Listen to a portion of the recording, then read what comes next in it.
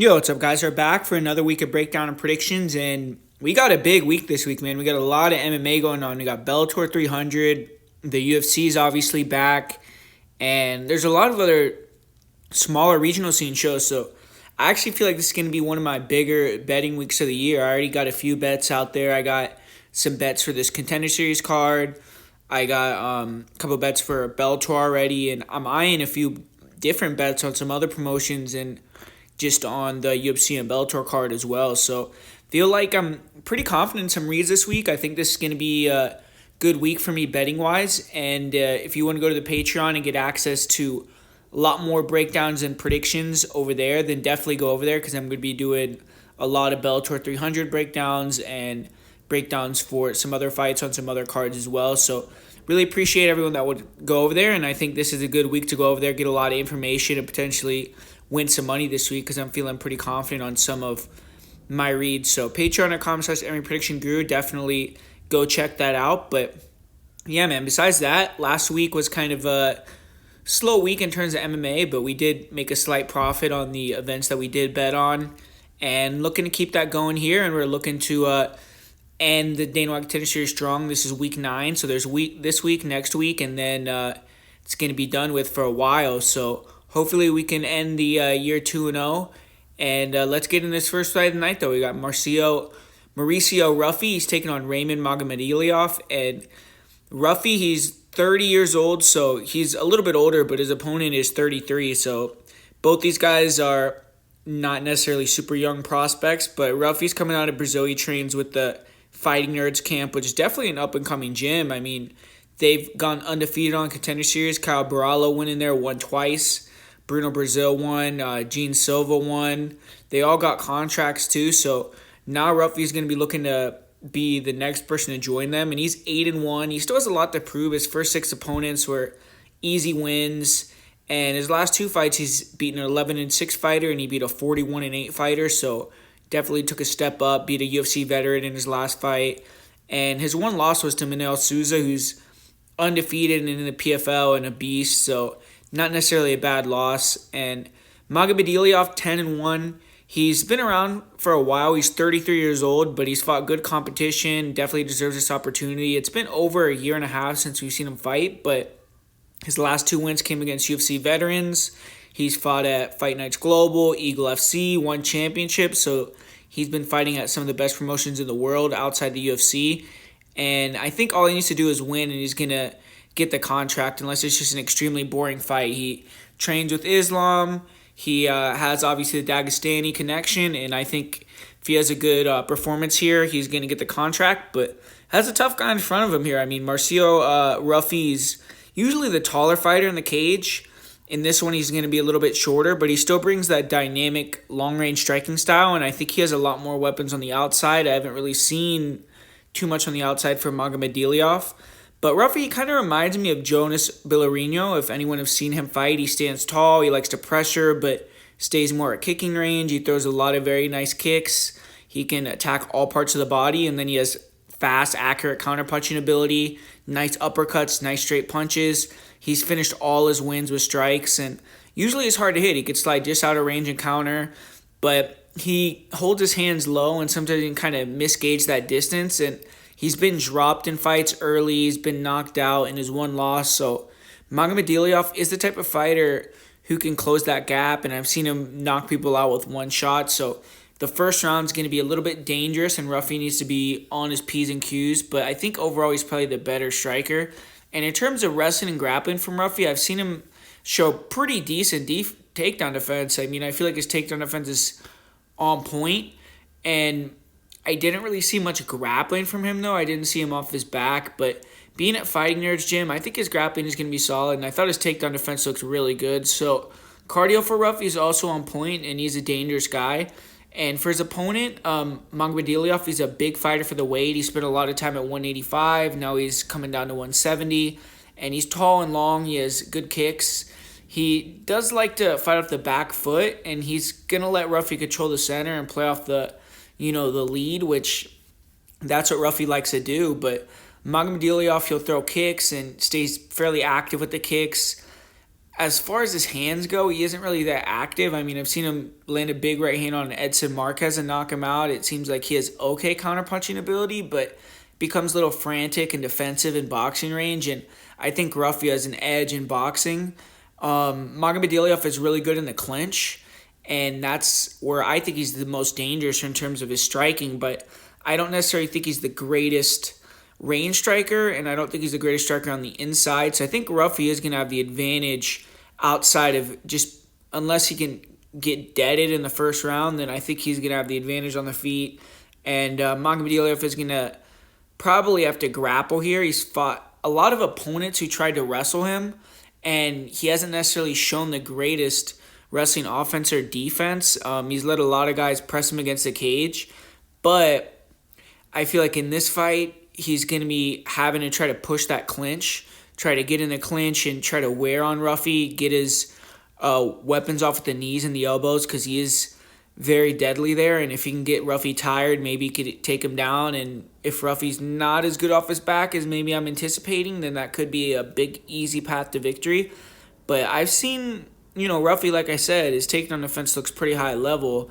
And Magomedaliev, he does seem like he gets tired in fights. I think Ruffy has the cardio edge here.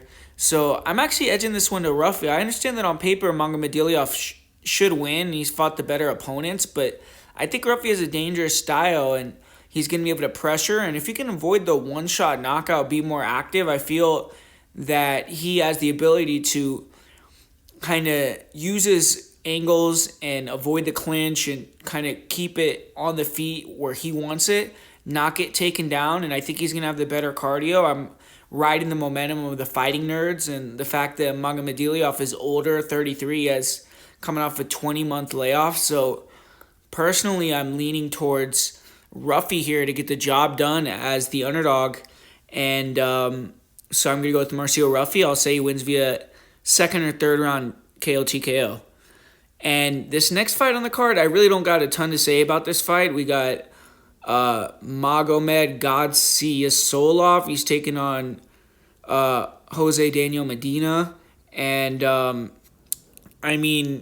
we got the Russian here, or the guy from Bahrain, as a gigantic favorite. And Ghaziev, he's undefeated, 7-0. He has some IMAF fights, but he fought really all cans. I wasn't necessarily super impressed with his competition level. He does train at KHK MMA, which is probably the best gym in the Middle East, and has guys like Makayev, like Islam Makhachev that have trained there, Evan Eldaroff, and some other really high-level guys, Shmuel Ghaziev, who we just saw in the Contender Series. But, I just feel like there's a lot to still be determined with Ghaziev. He is on a 15-fight win streak. He's going to be the bigger guy, the more athletic guy, probably the better striker. And this is a squash match. You see him as a gigantic favorite, at least on paper. With Medina, to me, the guy looks like he's 3 weight classes above. The guy's fat, so I think he could move down to like 170 even. But he's fighting at 205, and seems like he has okay boxing, I guess, but nothing special, kind of slow and plotty. And he likes to attack the single, but he doesn't set his takedowns up well. He can end up on bottom off the takedown. Seems like his grappling, I just wasn't super impressed. Cardio looked pretty bad, too. So, I get why Ghaziev is a big, huge favorite, but at minus 1,200 or whatever his price tag is at now, kind of unplayable, especially with him. I don't know too much about him either. I wasn't able to find too many of his fights, and I wasn't super impressed with what I saw from him. But I think in this particular matchup, I know Latin America has been killing it, but Bolivia, I think this is the first guy from Bolivia that we've seen. We've seen some guys from Chile, from Peru, and obviously Mexico, but I can't remember. I don't feel like Bolivia is maybe as developed, so I think that Ghaziev is going to go in there and win. I think it'll be a decision probably. Medina got submitted once in his career, but he had a decision that I watched where he showed some pretty good toughness and was able to hang around even after he got tired. And Ghaziev has gotten a few finishes as a pro, but He also has a couple decisions against the fighters that he's fought with better records and has a lot of decisions as an amateur. So probably it'll be a decision, but I don't got too much to say about this fight. I mean, I'm going to go with Ghaziev by decision. And up next year, we got a fight that's a great fight on paper with Eduardo Matias Torres. He's taking on Victor Hugo Silva. And Matias Torres, he's one of the best prospects out of Chile. He's 16-1. He's only lost to UFC veteran Noelin Hernandez. And he's still pretty young to have accumulated all that experience. He's only 28. He's won some regional belts in Latin America. And he's beaten a couple of fighters who have good records, but big test for him. For Victor Hugo Silva, he's 30 years old. He's a longtime veteran of the sport. He went pro in 2011, and he's 23-4. He hasn't lost since 2014. He's on a 12-fight winning streak, and he's been up and down in terms of his level of competition. Recently, he's been facing guys with better records, but I feel like both these guys in general, they've kind of been teetering out there on these lower level promotions, and they haven't necessarily fought in as high level spots as they should have, especially Victor Silva. I mean, he's fought in Aspera promotion and a couple other promotions in Brazil, but at least Torres fought at Combate and some stuff like that. But yeah, I feel like both these guys haven't tested themselves too much, but Victor Silva, he's nicknamed Striker, and it's for a good reason, but he's also a good grappler, and it seems like he relies on his wrestling quite a bit. I think in this fight, he's going to look to grapple a lot. His opponent, Eduardo Torres, is a counter striker who has good timing, good lateral footwork. He'll pull fighters into his jabs, his straight punches, his hooks. His last fight, he landed a really nasty knee to the liver at the end of the fight, and he cuts angles well, good distance control, but he gives up the center, and he can get hit a little bit in boxing range. He's a little bit of a pot shot or two. It doesn't seem like he's the most powerful guy. And Victor Silva, he's explosive, hands-down striker. He has really good head movement, kind of wild, dynamic attacks. He'll come forward with some body-head combos, big hooks. His overhand right looks dangerous, and he has good kicks, too. I think that technically Torres is the better striker, and if you can kind of pressure Silva and get him backed up and get him where he's forced to fight in more of a boxing range, he could have success, but I think Silva is going to be moving around, and then when they get in that close range, I think Silva is going to mix in the wrestling. He has solid timing on his level changes. He's pretty relentless with his wrestling. I've seen previous opponents of Torres also kind of have success taking him down too, so I think that is going to be a path to victory for Torres, or for Silva, excuse me. And Silva's been knocked out twice, so he needs to be careful, respect the counterpunching ability of Torres, but I think he should have the advantage in the grappling. I haven't seen Torres grapple too much, but Silva's a black belt. He has good leg attacks. He has 8 submission wins. Both guys have good cardio. They're lighter weight fighters, so I don't see either guy gassing out really. Should be a good fight, but I think that Silva's going to be the one pressuring. I think he's going to dictate where the fight takes place, and I think he can get a couple of takedowns, get some clinch control, just be the more aggressive and dynamic fighter overall and get the job done. So I'm going to go with Victor Silva, and I'll say he wins via decision. And moving on, we got the main event here with Rodolfo Bellato taking on Murtaza Talha. And Rodolfo Bellato, he's set for his second appearance on the Contender Series. He fought on the show last season, and he got knocked out in the second round against Vitor Petrino, who is now 2-0 in the UFC and close to the top 15. So not a loss you could really hold your head down at, but 10-2 overall with both of his losses actually coming to Petrino. He actually lost to him by knockout previously to losing to him by knockout again on the Contender Series. But as far as his level of competition, he's fought 6 opponents in a row that have had winning records. His last 2 fights were in the LFA, and he won the LFA title his last fight. So I would say he's fought pretty solid opponents. And getting a second chance, I mean, it doesn't always come around. So Bellato needs to make the most of this opportunity here. And for Murtaza Talha, he's undefeated. He's 27 years old. He's fighting out of Bahrain. He also trains out of the KHK MMA team, which we just talked about. And the camp has a ton of fighters, like I said, like Habib, Islam, Makayev, Eldarov, Magomedaliev, Shamil Ghaziev. And he's 6-0. Talha, he has fought for Brave FC or Brave CF in all 6 of his pro fights. And he's fought against guys with good records, but if you look deeper, all the opponents he's faced have had padded records, so kind of had squash opponents. And as an amateur, Taha was a European champion, a two-time world champion for IMAF, so he had a good run there. He went 12-0. He's on an 18-fight win streak, so obviously he doesn't know what it feels like to lose and is very confident. But I feel like it's a difficult fight to call, in my opinion. Bellato is going to be the bigger fighter by a pretty big margin, and I believe that Taha is a 185er. I mean, doesn't seem like he cuts too much weight, and I think that Bellato is going to be significantly bigger. On the feet, both guys have power in their hands, but Bellato is a little chinny if you ask me, but Bellato does have a rear cross. He has decent kicks, and he has power in his hands too. We saw him drop Vitor Petrino. Murtaza Taha, he's a bit stiff, and he'll stand square, but he has power in his hands, 2 3s.